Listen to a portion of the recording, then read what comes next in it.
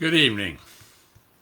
Welcome to Living Room Talk, some thoughts on issues and events that you might be thinking about too.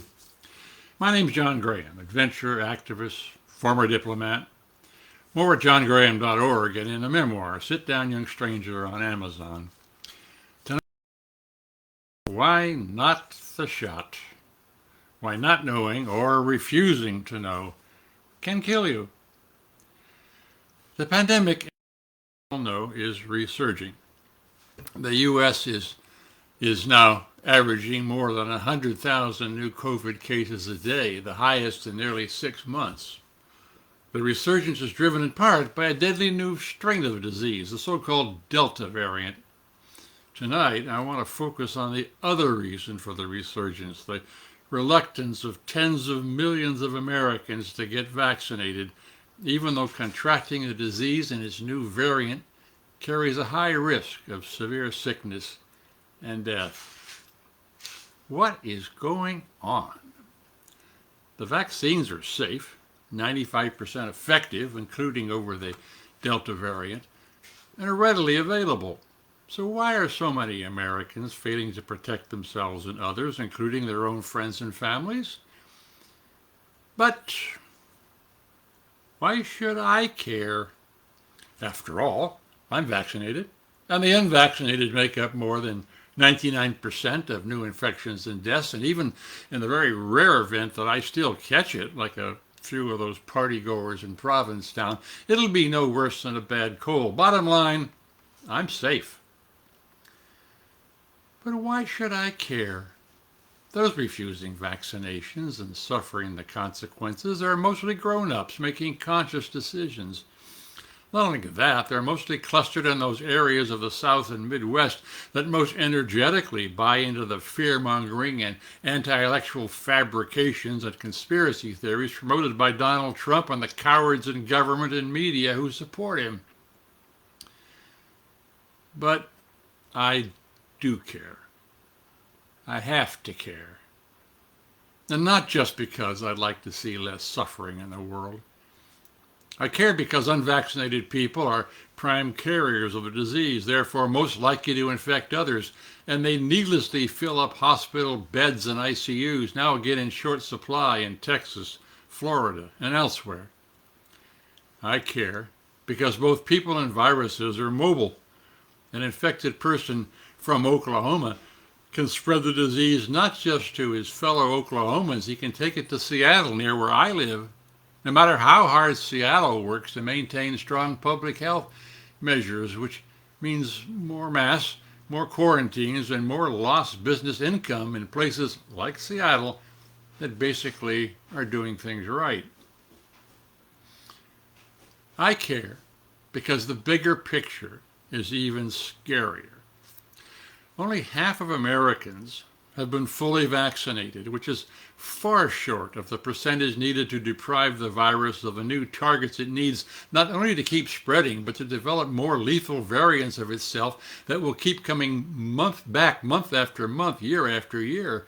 And it's inevitable that someday one of these new variants will figure out how to override the then existing vaccines.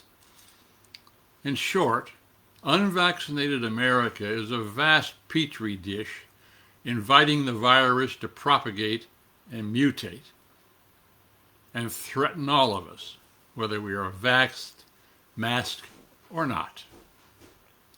So yeah, I care. What can we do to convince more Americans to get the jab? How do we counter the lies and misinformation promoted by anti-vax zealots and unscrupulous media and political types that feed off them? Relentlessly promoting the facts helps with some people. Yes, the vaccine is safe. More than 4 billion doses have been administered worldwide, and the number of side effects remains consistently and extraordinarily low. Here's a stat for the guys who say it hasn't been tested long enough. COVID-19 vaccines underwent far more trials than Viagra ever did. And it doesn't take a math whiz to do an elementary cost-benefit analysis. Every year, a few people get very sick from the flu vaccine. Nonetheless, schools still require it because the enormous benefits have proved to far outweigh the minimal risks. The negative impacts of the existing COVID-19 vaccines are practically non-existent.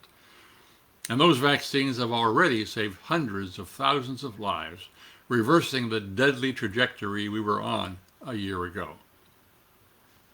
But if facts were all that were needed to convince the unvaccinated, we would have defeated the virus by now. That facts have only a limited impact. Resistance is not so much intellectual as it is emotional and ideological, made far more significant because the COVID response in America has become so completely politicized. There's always been a streak in American political psychology that sees institutions, from government to education, as secret fronts for the vast global conspiracies that threaten us. During the New Deal, some conservatives thought that Social Security was a communist plot. In the 1950s, the John Birch Society insisted that Dwight Eisenhower was a Kremlin dupe for spending all that public money on highways. LBJ, of course, was a commie for creating Medicare. What's different now, of course, is that bizarre conspiracy theories have become totally mainstream for the Republican Party. It's no longer just their far right that believes unbelievable things. These days, you're excommunicated from the Republican Party if you don't embrace the big lie that the election was stolen and don't declare that mask mandates are the equivalent of the Holocaust and that vaccines are a globalist plot to achieve mind control. In the past, conspiracy theorists have always been constrained by a conservative political establishment that considered conspiracy plots not just crazy, but bad politics, and not incidentally bad for business. Then came Donald Trump and his endorsement and propagation of political paranoia. The crazies no longer feel they need to moderate their tone. The result has been a remarkable transformation of American politics. One of our major political parties has endorsed madness in order to maintain its power. This madness will kill thousands of Americans in the next few months because politics is by far the best predictor of who is still refusing to get vaccinated. What to do? We need to keep making vaccines as easily accessible and attractive as possible. We need to choose spokespeople for the vaccine who are credible to the resistors. Media and sports celebrities and social media influencers can have more impact than DC talking heads. Videos of ICU patients tearfully declaring how much they wish they'd had the jab are powerful, and so are conversion messages from believable individualists like farmers and small business owners. Grassroots campaigns may have a bigger effect than any public service ads. People tend to look to people like them to see what's acceptable. Hearing from experts and VIPs isn't the same as watching those around you actually go through the vaccination process. The one exception to grassroots messaging may be using prominent figures from groups that still have higher vaccine skepticism, like Republican politicians. And from the bully pulpit, President Biden's messages and actions have got to be a delicate balance of carrot and stick between acknowledging individual freedoms and insisting on actions for the common good. Biden needs to keep reminding the country of its long history of requiring citizens to participate in programs that help all of us, including Social Security, Medicare, highway taxes. I mean, after all, we stop for red lights, we support local schools and parks, and we pay for the military and police. Individuals need to pass tests and earn licenses if they want to drive or work in many professions and trades. Every civilization has rules for living together safely. Do whatever you want is not safe for anyone. And there are times like now when voluntary compliance is no longer enough. The Delta variant has caused many private sector companies to require vaccines as necessary for all their employees. Biden can do the same for federal workers, including the military, and he seems to be moving in that direction. He can also use some existing federal benefit programs, from SBA loans to tax credits, to provide leverage for enforcing vaccinations. And yes, federal, state, and local governments, as well as private businesses, can and should require written proof of vaccination to enter work sites and public places, from restaurants to ballparks. This furor about vaccine passports, it's political theater by the right.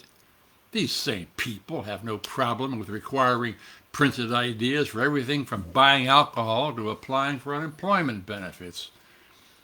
Mentioning passports should remind us that COVID-19 is a global pandemic and that no one is safe until all of us are safe. With a great part of the developing world receiving barely any vaccines at all, that petri dish assumes global proportions, giving the virus safe places to survive, expand, and mutate. The World Health Organization is right in calling on have nations to deliver massive amounts of vaccines to the have-nots before they start broadly giving booster shots to their own citizens. And now, the good news. Vaccination rates in the United States have picked up significantly just in the last 2 weeks, even in states where residents have been more reluctant to get vaccinated.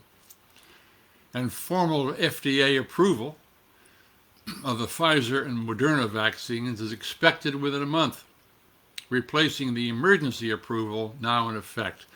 This will help companies and local governments justify vaccination mandates. And polls suggest it will also help convince more unvaccinated folks to get their shots. What can you do to convince the unvaccinated people among your family and friends? Well, naming and shaming doesn't work. So listen to them. Acknowledge their fears, their concerns. Agree where you can and point out alternatives where you can't. If America doesn't vaccinate a large enough number of its population to help crush this current outbreak, this surge could become the country's worst yet, says Jerome Adams, Surgeon General in the Trump administration.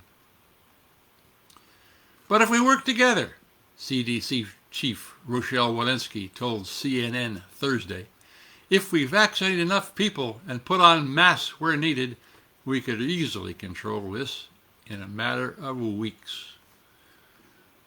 So make no mistake about it, this is a choice. Let's make it. That's it for now. Thanks for watching. I welcome your comments, and please share this message widely.